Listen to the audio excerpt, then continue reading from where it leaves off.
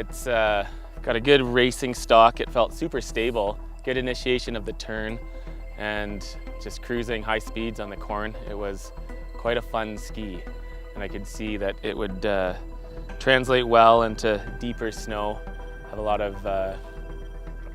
lot of confidence pounding through some powder in this thing. But even in the spring snow, this thing was a joy to ski. It's a bit heavy and it can deal with a lot, quite stable at high speeds.